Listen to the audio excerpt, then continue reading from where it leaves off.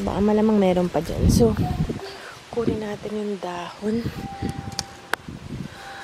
So, umiinit. Yan pa, andahin pa sa ilalim. Maganda dito na arawan. At tapos meron pusang tumutubo.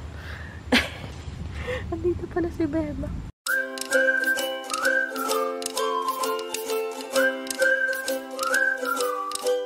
Okay guys, so balik ulit tayo. Manonood kami ulit ng game. Wow, ang ganda ng araw. Wow.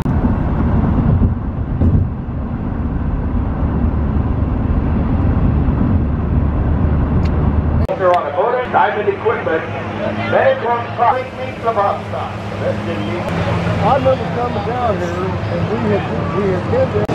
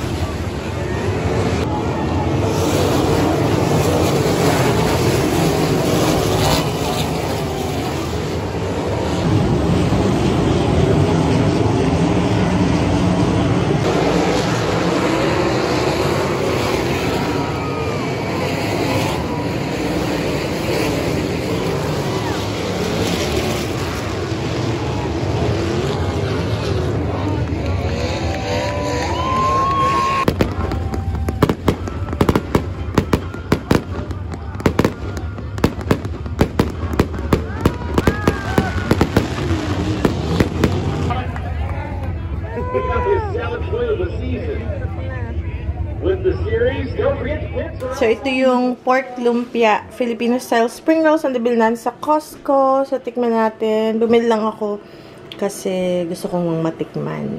Kung alin na mas masarap yung aking lumpia or ito.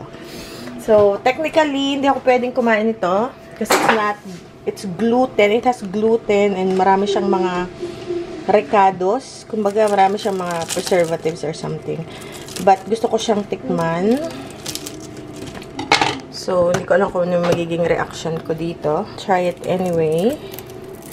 Konti lang. O siguro yung palaman lang sa loob. Init.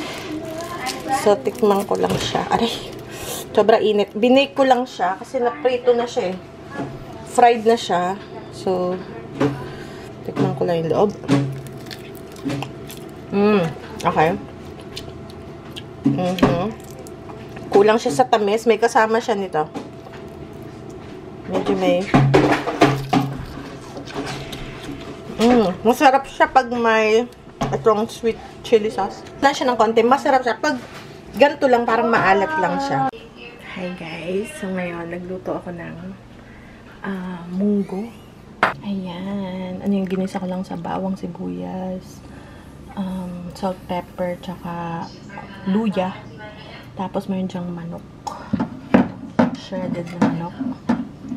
Tapos ngayon,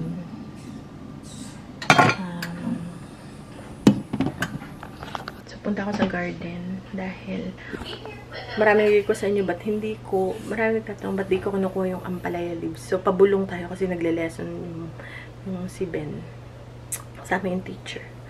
So ngayon, kasi hindi ako mahilig sa dahon talaga. Mapait masyado. So, pero subukan natin ngayon. Si Father, tingin ko hindi kakain kasi sobrang pait talaga. Hindi kakayanin. Tsaka, maganda sa diabetiko, diba sabi nyo nga. Pero, si Father lang, may ininom siyang gamot sa diabetiko. Sa kanyang diabetes. So, hindi niya kaya. Baka magkaroon pa ng contraindication. So ngayon, kunin na lang natin yung dahon. And ako na lang kakain. Babawas ako ng munggo. At atin siyang lulutuin ng may maraming talbos ng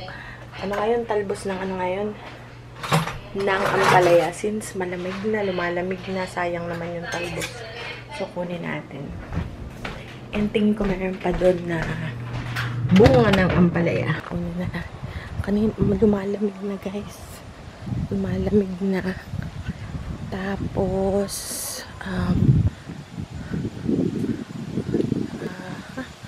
dito yung melon. Ayan. So, hiyaan lang natin. Pero maganda pa yung dahon niya ah. Ito medyo sira na yung dahon kasi yung lamig. Tapos, kanina umaga malamig. As in, naka-jacket na si mother. Ngayon mainit. So, kunin natin. Maganda yata yung maliliit na dahon lang. Meron pa dito. Ito oh, yung isa niyang, ayan. Ito guys oh. Ito pa yung isang, ano to parang nakakatakot. Parang dinosaur. Para siyang crocodile. So, yan yung isa. Tapos, meron pa di, uy, lumalaki pa rin. So, hindi ko pa siya bubunutin. Minsan lang parang feeling ko, ay, lumalamig na. O, bunutin natin. Pero, yan. Ay, meron pa pala isa dito. Ayan.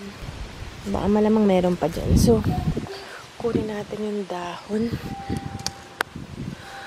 So, ako pwede akong kumain to kasi wala naman akong maintenance sa diabetes. Dahil wala naman akong diabetes. So, ngayon, tatay ko kasi, meron siyang maintenance. So, hindi na siya kailangan na umano pa nito. Baka minsan may interaction din yung mga pagkain gaya daw nung, pumelo. Hindi mo siya pwedeng kainin. Pagka nagtitake ka ng heart medication. Mga ganon. Kasi yung parang, hindi ko alam kung yung acid or yung something na nasa pomelo is magko-contra-indicate dun sa, may contraindication dun sa heart medication. Something like that. Or pag nagtitake kayo ng blood pressure medication. Something, I'm not sure. Pero, kasi yung isang kaibigan namin maedad na dito sa lugar namin, one time, namigay siya ng pomelo. Sabi, gusto mo, Cheryl? Yung marami akong pomelong binili. Sabi, pero, sabi ng doktor ko, hindi pa ko pala pwedeng kainin yun kasi nagtitake ako ng heart medication. Sabi ganun. So, binigyan ako. Sabi, ganun pa. Tapos, meron ding nagko-comment sa inyo, naku, huwag mong bigyan yung parents mo niya.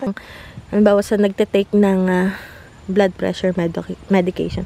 Baka meron. So, okay, so, hindi masarap din. Merong pomelo na mapait, or mapakla. Merong pomelo na masarap. Yung walang pakla. Okay. So, kuha tayo nitong dahon. Dapat yung mura lang,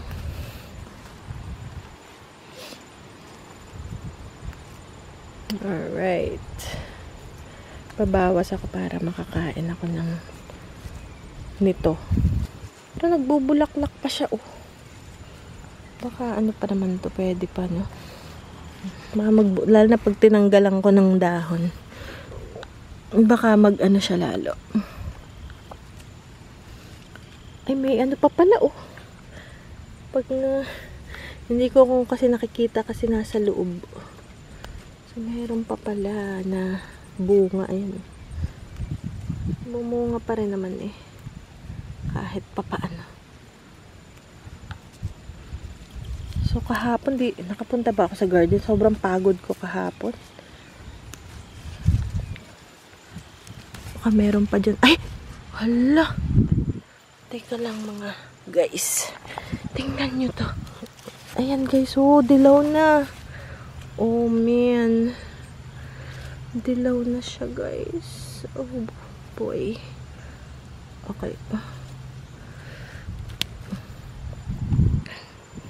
Pwede pa yung kainin kahit na dilaw na.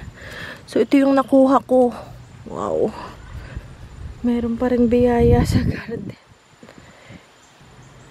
Pag dilaw na, wala masyadong pait. Pero ito, kasi nasanay na siguro ako sa lasa niya. Para sa akin, wala siyang pait. Oo. Ayan yung dahon. Meron pang isa doon. Tapos, ang next kong itatry na never ko pang na-try. Kahit last year, sabi ko itatry ko yung mulberry leaves na mura din. Itatry din natin. Kasi para daw siyang rin. Parang talbos. Ganon.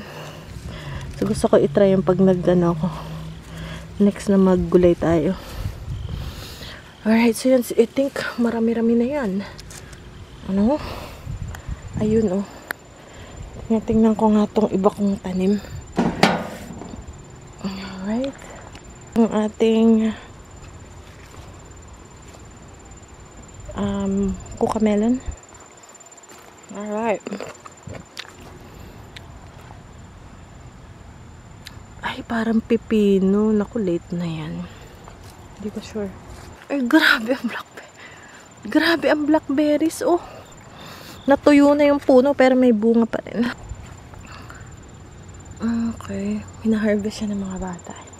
Ito namang figs. Hindi ko alam ba't mabagal yung kanyang. Medyo may kabagalan, ano? Ayun, may nahihinog na. Ito guys, mga ilang araw yan, mahihinog na yan. Ayan, pumupula-pula na siya. Ayun. Tsaka maamoy, parang ma-attract kang pumunta kasi mabango yung amoy ng fig. So parang may isip mo, baka may bunga. So ngayon, checkin mo kasi maamoy. Okay. Alright. Okra. Mga bata, ayaw na nila ng okra kasi daw, sabi ni Ben, kasi pag lumalamig to guys, nagigis siyang starchy, yung parang slimy. Ganun. So, ayaw niya na. Ayaw niya na. Ayun. Binibigay niya sa akin, Mami, ayoko, slimy na. Bakit slimy na? Sabi ko, ganun talaga eh. Mas masarap pag mura. Naku, ito lumaki na. Pwede pa rin yan. Sabi nalagay daw sa tubig. Tapos inumin yung tubig sa umaga. Ganon. Kailangan natin tanggalin para magbunga pa. Kasi umiinit pa, lumalamig. Tapos may kuliglig. Tapos guys, tingnan nyo tong ano. Ano kaya yan? Ano kaya yan? Insekto? Tingnan nyo, parang may butil-butil. Or parang ano siya. Comment down below. Ano kaya yan guys? Para siyang tutubong dahon. Ganun. Ano kaya yun? Ano to? Grapes. Ang dami. Ba't kaya? Ano kayang ibig sabihin? Ayan. So hopefully next year magbunga to. Kasi first year tong nagbunga ngayon. Pa second year. Garda, ito pa. Meron pa ditong kamatis. Ayun. Kita nyo yun. Kahit nalamig, meron pa rin. Umiinit. Yan pa, andahin pa sa ilalim. Maganda dito na arawan. At tapos mayroong pusang tumutubo. Andito pala si Beba. Hoy, Beba! Dito pala siya tumatambay. Okay. Ang bango talaga ng dahon ng kamatis. Gantuhin mo lang siya. Bango.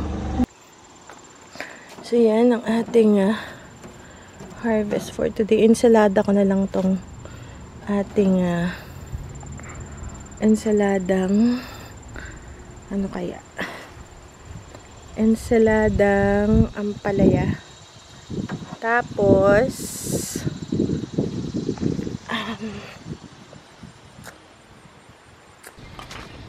okay guys.